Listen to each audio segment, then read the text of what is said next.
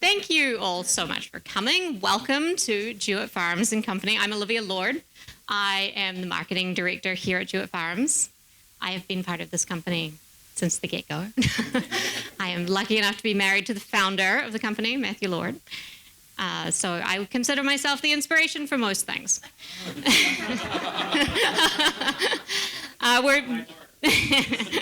We are so happy to welcome you here to our showroom in New York City. We've been open here in the Flatiron District for about a year and a half, and we absolutely love this neighborhood. It's brilliant. So happy to be here. We are cabinet makers from Maine. We've been designing and building extremely custom cabinets for 27 years now. Thank you. Everything you see in the showroom is an example of what we do. It's built by our team at our cabinet shop in York, Maine.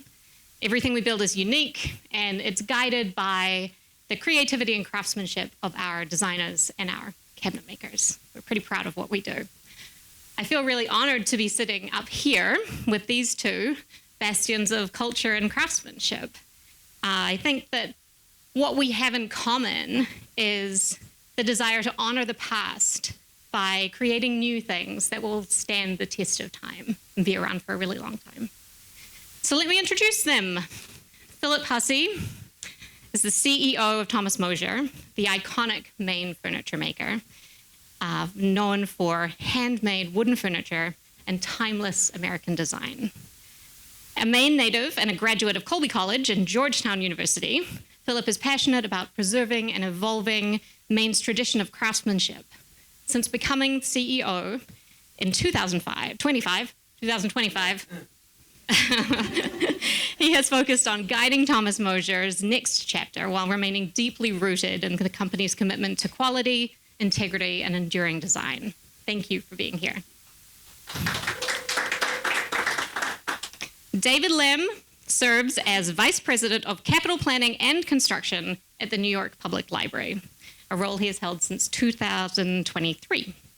In this capacity, he oversees design and construction across the system's 92 locations. We have 2. Yeah. During his tenure, David led the $400 million Midtown Campus project, which encompassed the comprehensive renovation of the Stavros Niarchos, I got it right, Foundation Library. I hear that's called the Sniffle. Okay, good.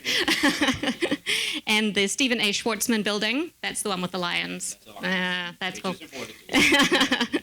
He also leads a team that has managed the numerous comprehensive renovations, including 5 historic Carnegie libraries and numerous modernization projects. David joined the New York Public Library in 2015, bringing extensive private sector experience as an architect. His previous portfolio includes diverse projects for the School Construction Authority, commercial and retail developments, including a flagship retail location on 59th Street, and the restoration of landmark spaces at the Plaza Hotel. He holds a Master's of Architecture from Syracuse University. Thank you for being here. Because honestly, how you had the time is beyond me.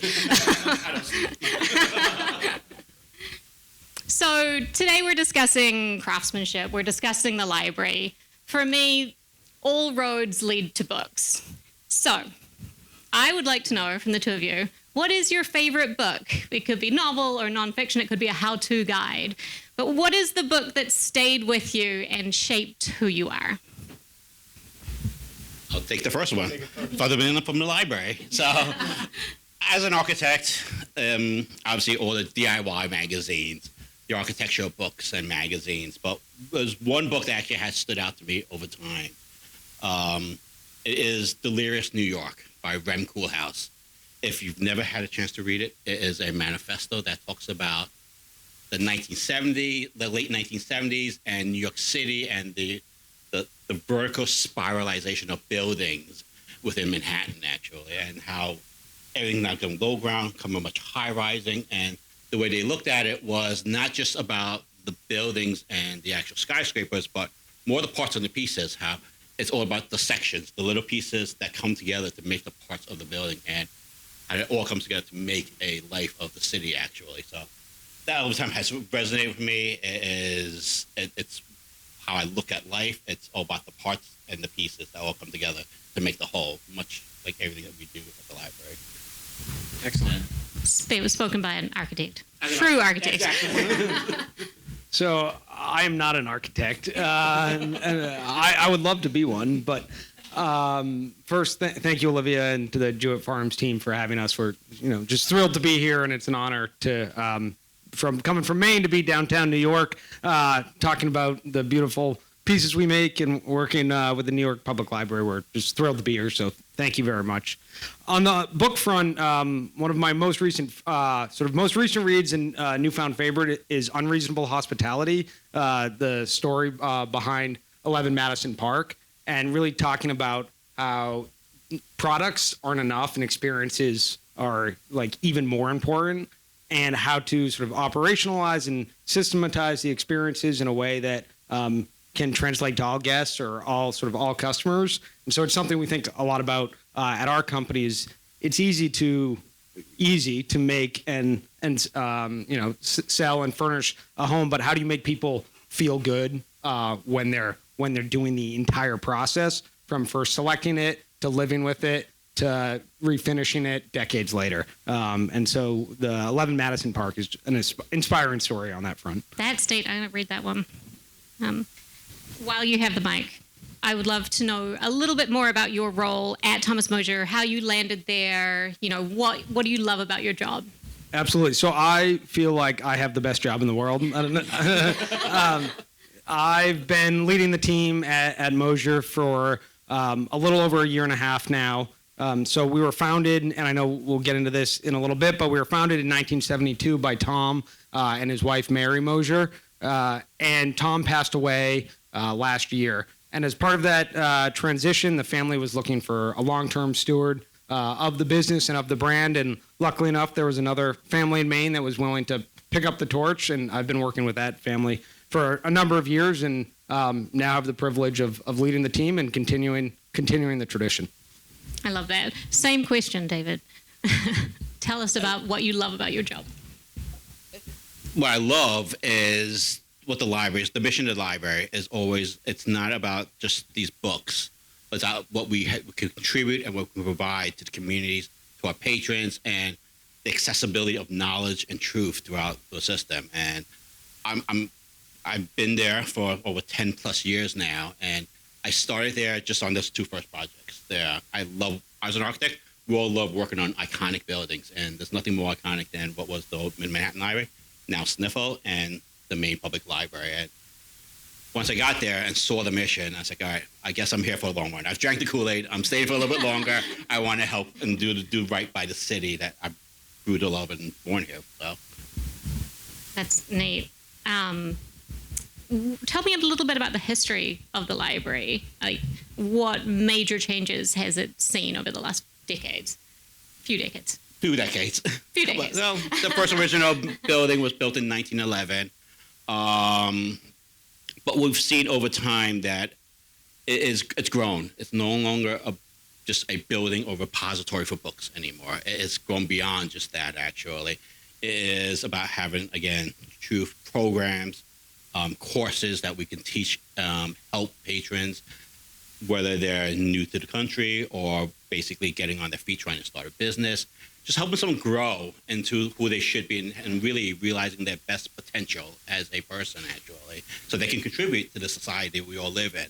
And then beyond that is some of the small little incremental things are providing computers and the Wi-Fi. And over time, that's kind of morphed into something that was missing. And surprisingly, someone gave me this detail maybe a year ago saying, there's still, even in New York City, in this day and age where we all have a cell phone, we all have an iPad, we all have a computer, there's almost 1 million people that do not have access to Wi-Fi, do not have access to the internet. And to me, that's just absolutely shocking in the world that we live in the age that we live in. And we're proud to be able to do that and provide those services to patrons who do not have it, because I think it's the most important thing that everybody has the access to the same knowledge and the same information in life. So we've kind of changed from just books. We're so much more now. Please come. So much more. And I think, if we know anything about living in society, is that it is the privilege to have access to information and to be able to offer that to all people is a really, really special thing. Philip, the company of Thomas Moser and the individual of Thomas Moser are legendary in Maine, particularly within our world, which is of woodworking. The company was started, as you said, in 1972, and I mean, it has consistently, almost without wavering, held up this philosophy of craftsmanship and exceptional design. Can you just dive a little deeper into the history of the company for us? Absolutely. It's a long history, and so I'll be brief. Cliff notes. But Tom was orphaned in his sort of late teens as a young adult or coming into adulthood. And it's truly a classic American pull yourself up by the bootstrap story. He ended up becoming a professor of debate at a school in Michigan, found his way to the University of Maine as a professor, and later, about an hour and a half down the road, to Bates College, where he was teaching. Along the way, he met his wife, Mary, and they had 4 children. And teaching wasn't enough. Mary said, you need to make more money. And they were always fixing stuff.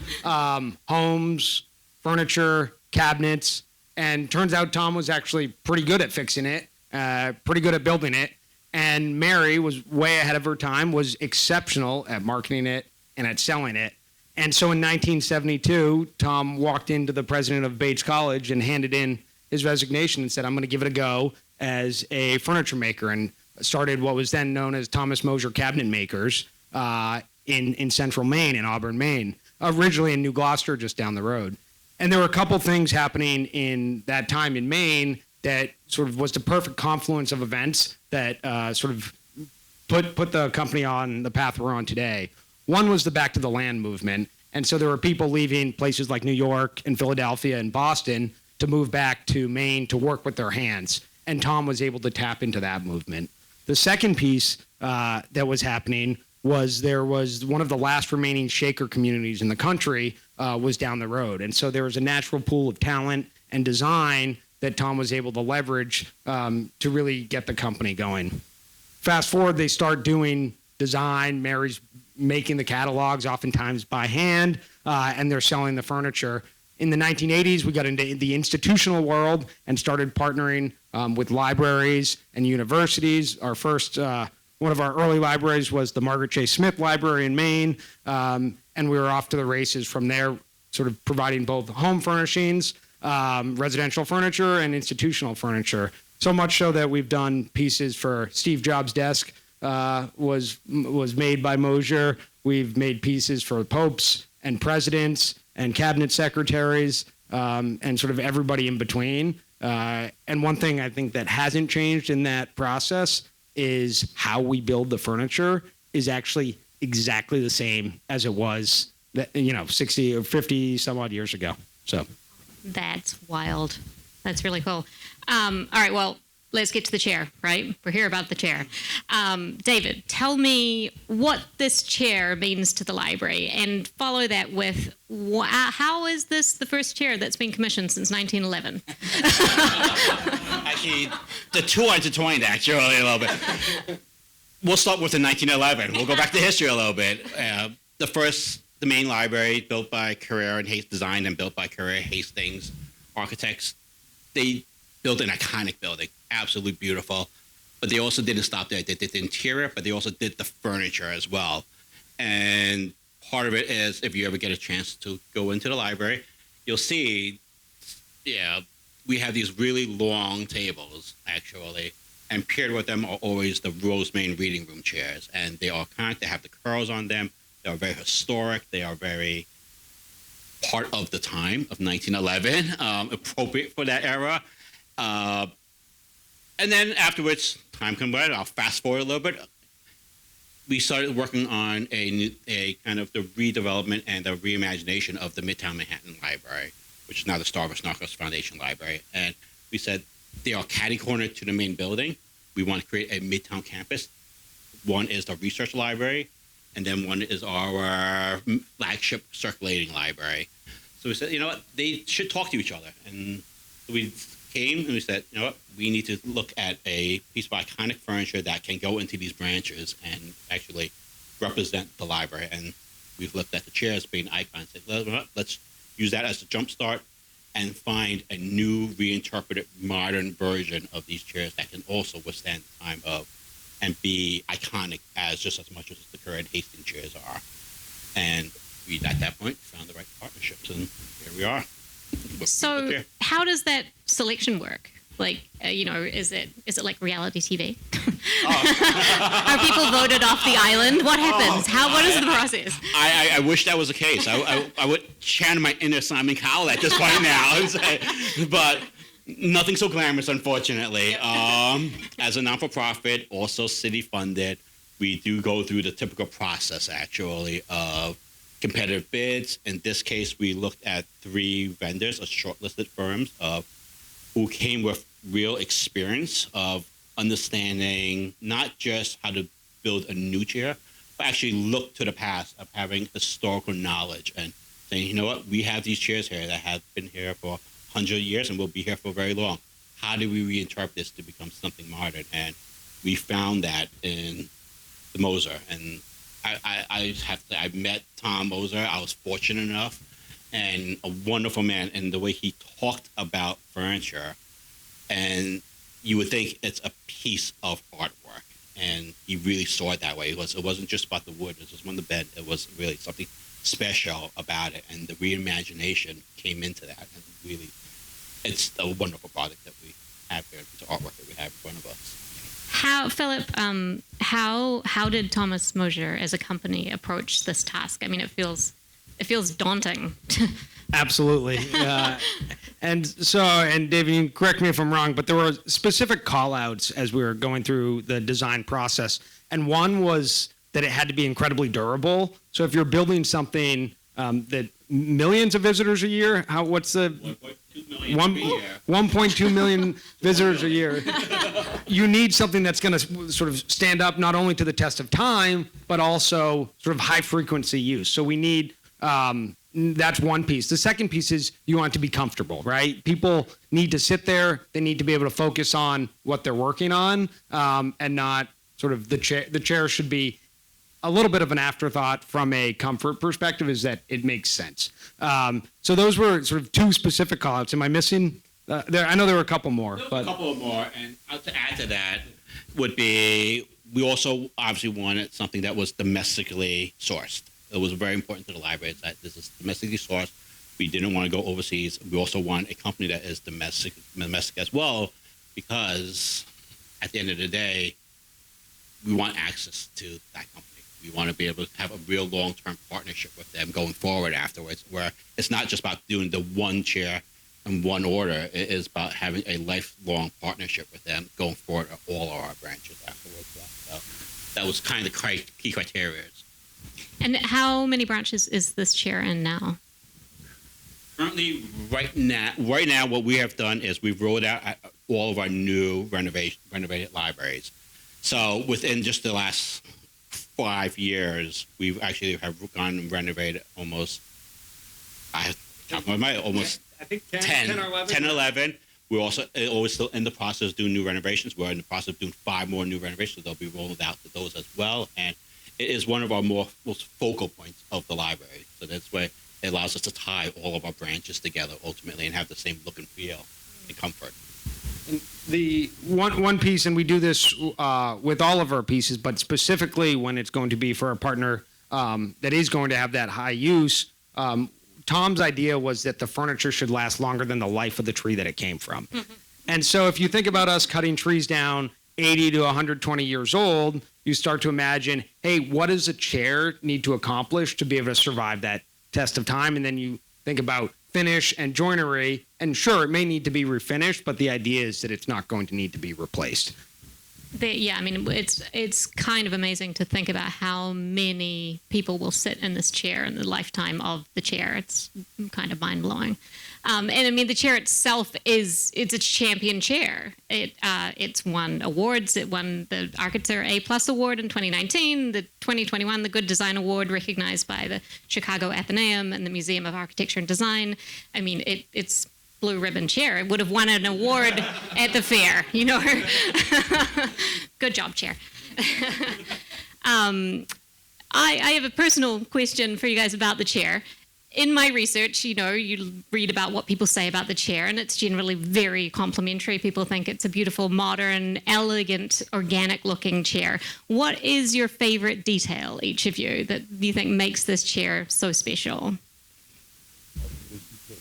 So it's an easy answer for me. I don't know about you, David, but the steam bending on the back is... Can you get into that? Absolutely. So this back piece right here, this back piece right here is a single piece of wood that is steam bent. And so it's, I don't know, probably about 4 inches by 4 inches wide. And it's, imagine a piece of spaghetti. When it's heated up, gets really warm, you have arms bend it around and it gives it this round shape. Then that is carved out to be able to provide the back and the arm. And so the idea of steam bending, this is one of the largest pieces that we can, that can be steam bent.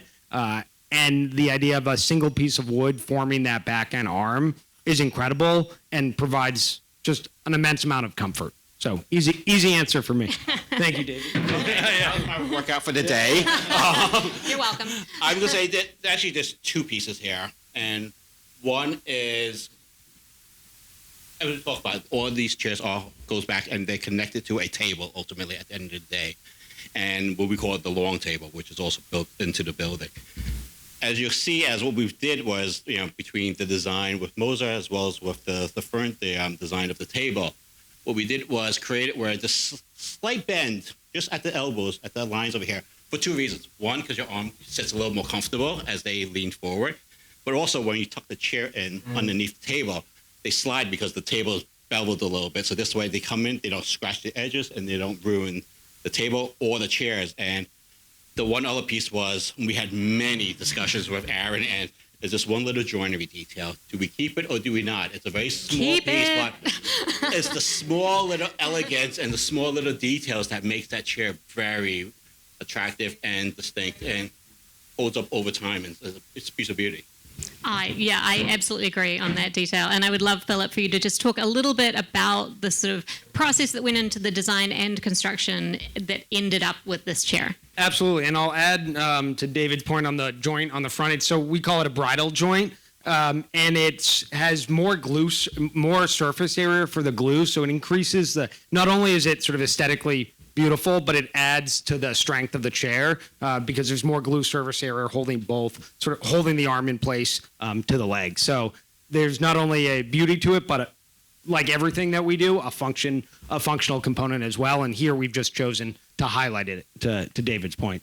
So on our design process, when we're working on a new chair design with a partner, it's very iterative and going back and forth in concepts and saying what works for you, what are you trying to accomplish, what is the space trying to accomplish, how are you going to clean, going into the specifics of how are you going to clean the space. You'll know there's no stretchers on the bottom of this, easier to vacuum under, right, easier to reach under. A number of chairs have those stretchers that, like on the stool here, that you put your feet on. If you can avoid those on a chair through sort of the seat nesting on the back piece, or a number of our pieces have knees on them as well, instead of the stretchers, you sort of have a functional use as well. So it's a very iterative process with an institution or architects, oftentimes a shop visit to learn about the wood, learn about our process, meet our craftsmen, and we go from there. And were there a lot of requirements that the library had in terms of form, function, who's going to be sitting in it, how many people, how long it's going to last, all of those things? So there were, it's as we all know, once you put a chair out into the public, it's for everybody. All different size, all different shapes, all different types of people will sit into it, different heights, different, short or long.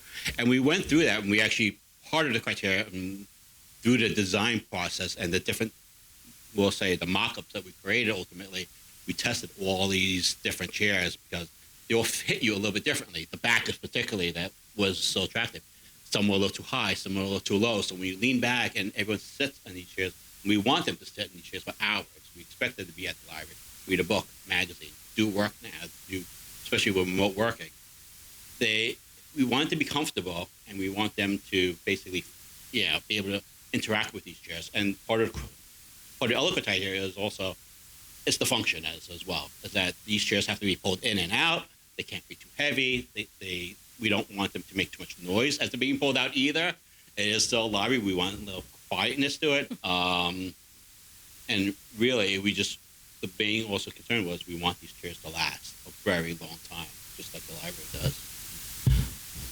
I will say right now, these chairs have been introduced at the library for coming on almost 5 years right now, and we haven't had an issue with any of them. So far, so good? Yeah. All right.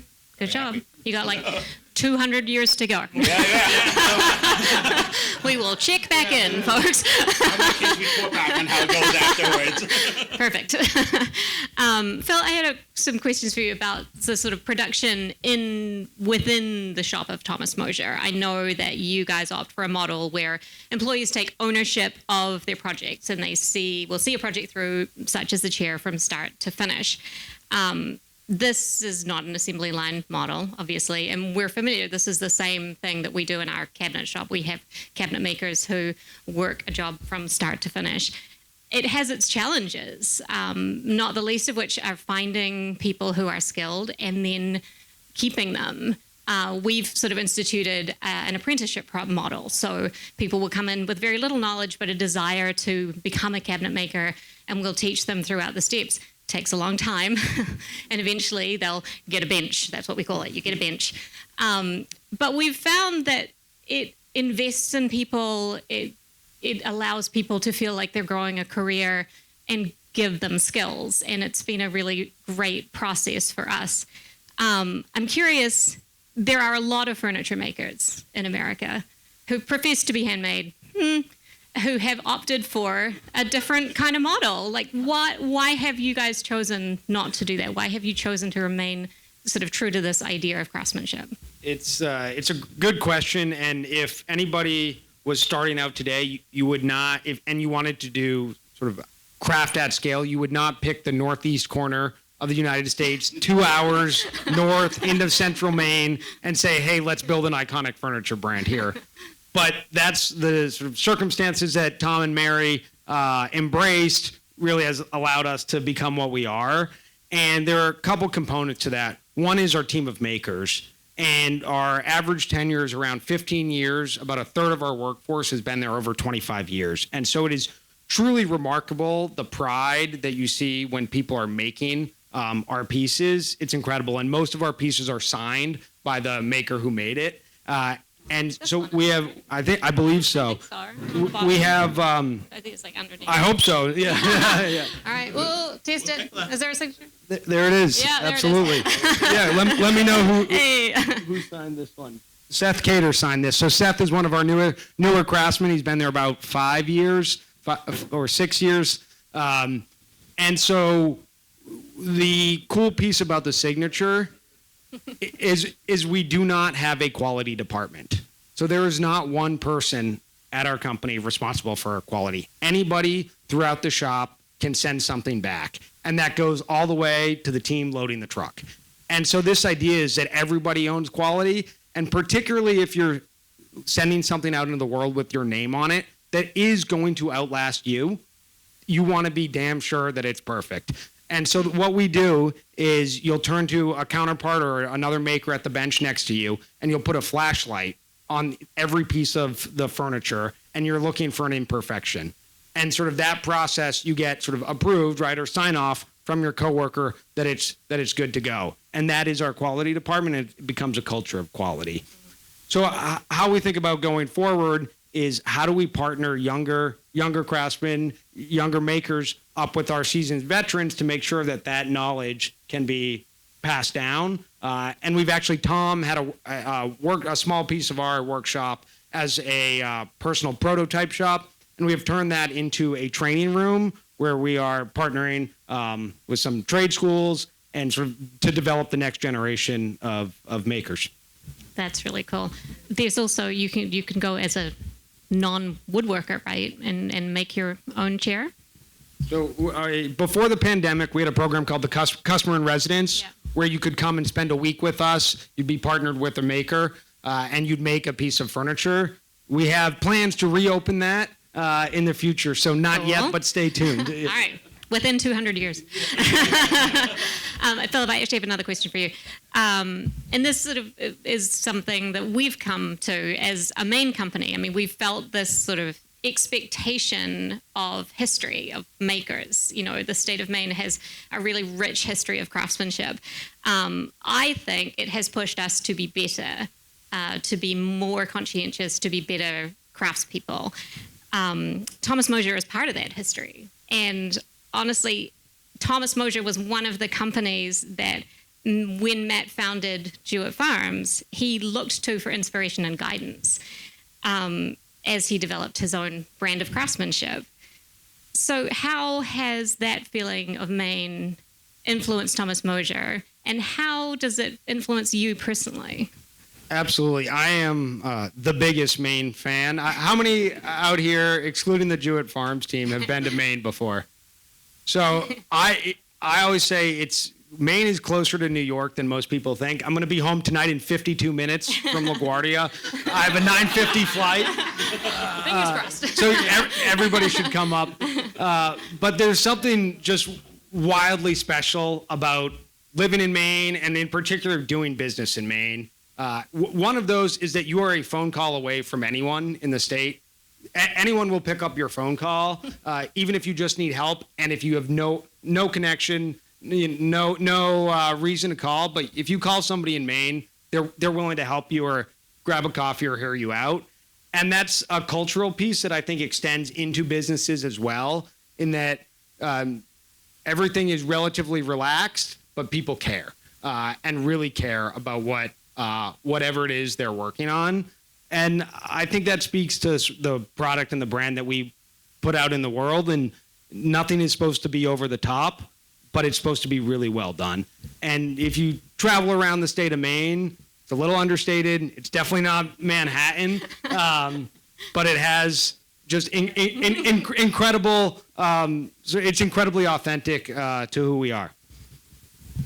I completely agree. So I would love for both of you to answer this. What's coming in the future? What are the fun things we should be looking forward to for both the New York Public Library and Thomas Moser? For the library, it's always about creating new spaces, transforming spaces that are welcoming, inviting, comfortable to stay within. Coming out of the pandemic, we've realized a lot of our patrons, particularly elders, have not come out, have still stayed within their apartments. We want to welcome that back in, create the spaces that will welcome in. And we continue doing the lifelong learning. We programs, author talks, and we always have, every Friday, once a month, we have these, go to the main library, we have a after hour at the library. It's food, snacks, drinks, and we'll deep dive into the actual materials and the collections that we have that we want to present. And the last thing is, I have to say, is we'll probably, within the next year, the Queen did come visit the library recently. We were very fortunate, and she brought one of the missing pieces that we have for our Winnie the Pooh collection, and it was Rue. So we now have Rue, actually, to combine with the rest of our collection, actually. I'm there. Yes, please come see him. It's wonderful. That's so cool. I love that.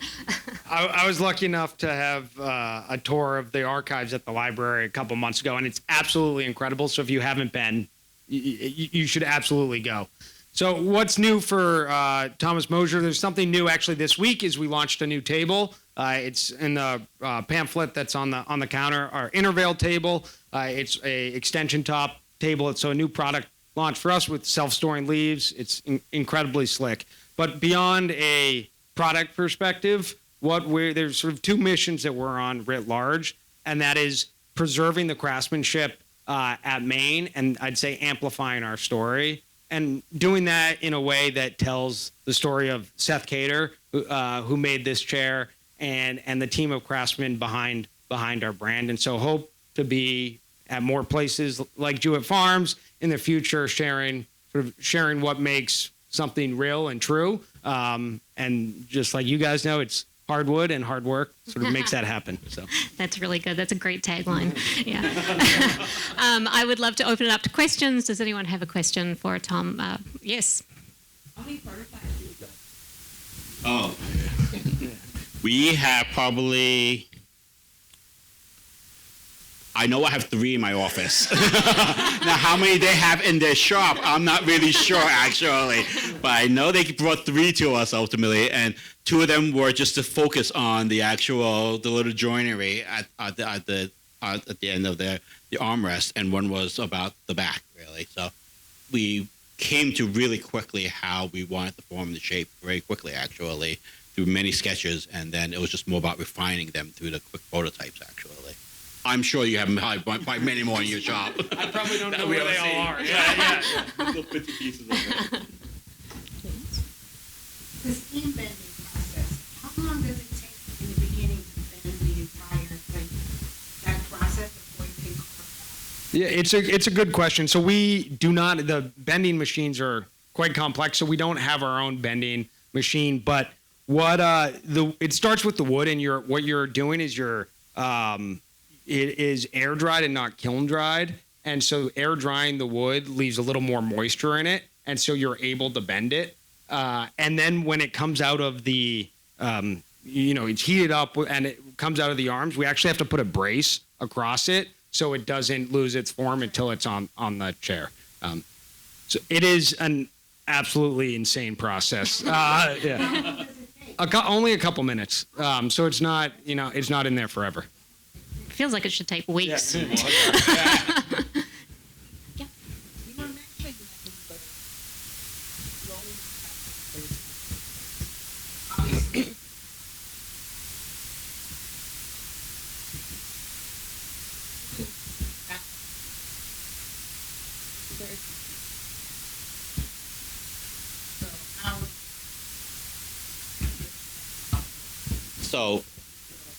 So what we've done at the library is, and I think as part of any institution, particularly when we're overseeing 92 branches, which is quite a lot. And to clarify, those branches are within Manhattan, Bronx, and Staten Island. That's what that's what the Public Library oversees.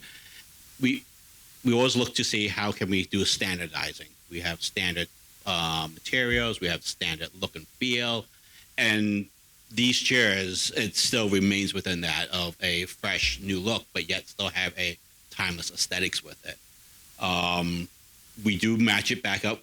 In many cases, we've matched it up with the Syracuse Library front table, actually, which has a very nice connection as well. But we do keep it as a front and center because it's a focal point. And then we do have all the other furniture that around it that kind of supports it, and we still match it all up. And I think that's the key, is finding pieces of items of furniture, whether it be a bookcase, a chair, a table, and they all may speak a different language. They all may not be modern. They may be a little bit postmodern. They may be a little more traditional. But yet, in a way, you blend them all together, and they actually create a space. And it's about those little differences that create the actually energy within the space and create the nice, and I find to be the little dialogue between all of the different pieces that. That's the architect in me again. I love that. Do you have a question? Yeah. Yeah, part of the research for a chair that's catered to almost 1 million people a year. I feel very figure out what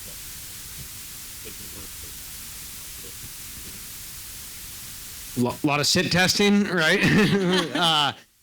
More, yeah. I mean, equal part art as it is science, right? So looking at iterative designs in the past that we've used at other libraries or other hospitality settings to know what works and what doesn't, then informs sort of a conversation with a partner like these guys of what do you want, and we'll tell you what hasn't worked before. And I think to add to that was part of what we went out to look for a team to partner with, was that experience, is that they didn't do just one single type of chair. They did multiple different types of chairs, because that's where you gain the knowledge from. That's where we'll be able to come and say, you know what, we want to reinterpret this. This is how we're going to do it, and how we're going to do it right. Ultimately, it's about experience. At the end of the day, is what we always find. Toby. You already Back to answered the chair. You already answered the question, but I thought maybe you wanted to, I ask it again for the whole group. Yeah. Yeah, go on. So when I first saw the chair, it made me sort of, I was like, oh, library sales is supposed to be fast. Like that's right. So fast to the stuff. It's a lot. You know, it's like what that what how So we did talk a little bit about it. I to actually add to our conversation a little bit. The Rosemary Reading Chair, 1911, was just opened back as well. So that was part of the inspiration. But I think also in our designs and conversations, I was looking through this, is it's a bit more about the function, actually.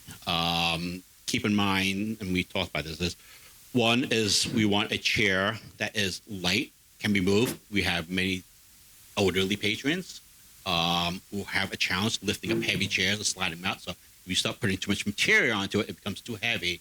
And we also we clean the building. We vacuum underneath, we either mop it, we clean it, so all the chairs have to get pulled out of our facilities. We're very strong about saying, let's not test us every day. We clean the buildings every day. This becomes a challenge for us if it becomes too much or too heavy. And I think at the end of the day, what was most important was that, as hopefully you get a chance to sit in them, it's about you don't miss the back. It hits you at the right spot and still comfortable enough that without this kind of underside, that it does even nicer. It gives you the handle to pull the chair out ultimately. Not to put you on the spot. Did you find that when you sat in it? Yeah. Yeah. You can see very nicely the lower thoracic. Oh.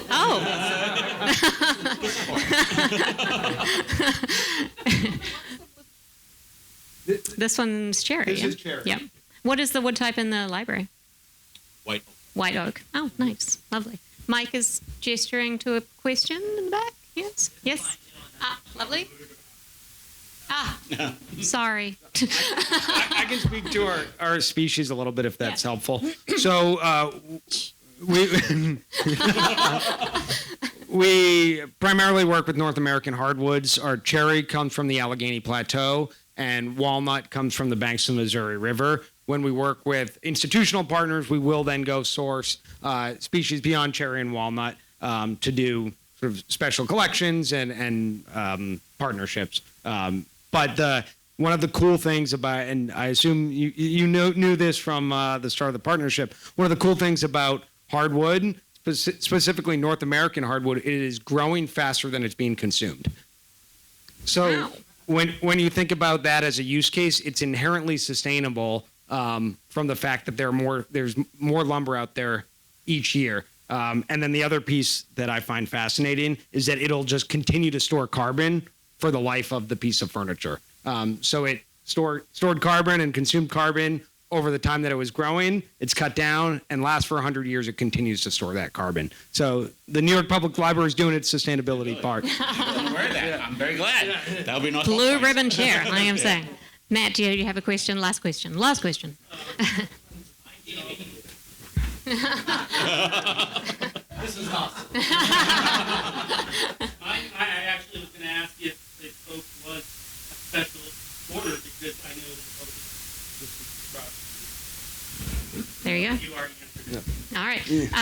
Phil actually brought some copies of his book. Do I trust you, Chris?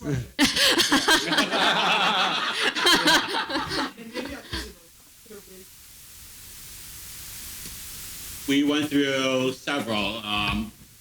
We went through a lot of different designs first, but I think they pretty quickly landed on this design. Apologies, it's going back 5-6 years now in memory, but we pretty quickly, within a couple of iterations, we found the right, at least overall form and design, and then through probably 3 or 4 mock-ups, then we were actually land on the actual final seating, actually. And even those mock-ups, so like I mentioned before, they was really small. They're about the height where the backrest lands and the curvature, as well as just the detailing on the arms. But we got there very quickly, actually. All right. Philip has brought some copies of his Tom's book, but you brought it. And we're going to give 2 away. And I didn't give you any notice of this, David. I'm sorry. So while Philip is doing his, you can think of yours. I want you each to think of a trivia question about your companies. And the person who answers it will get a free book. Yeah. There you go. I already gave away some of our answers. See who's listening. Yeah. Did you want to go? You want to go? You had noticed. I did have notice, but yeah. Oh, so this is an easy one, and so it should be a give me. What year was Thomas Moser founded? 72. There you go. Hey, yeah, there you go. Yeah, there you go. She's fast. So I will give one away. I'll run along the same lines. I've mentioned a couple times. What year was the library created? Very good. Everyone knew that one. Ash, was there? Well, or Mike. We're not using Mike. I don't know if anyone would, maybe only one person would know this last one. I don't know if we're giving away a book.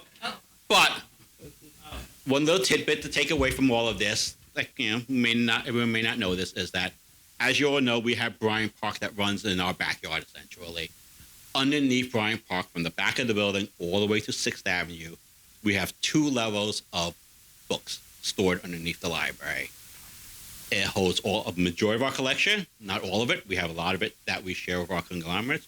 But at the end, also, if you ever notice, at the end of Bryant Park, there is a little square that has a little metal plate on top of it. That is our emergency hatch. And it pops up, and we can come climbing out of it, actually. We did that once, and everyone stared at us. And you're right.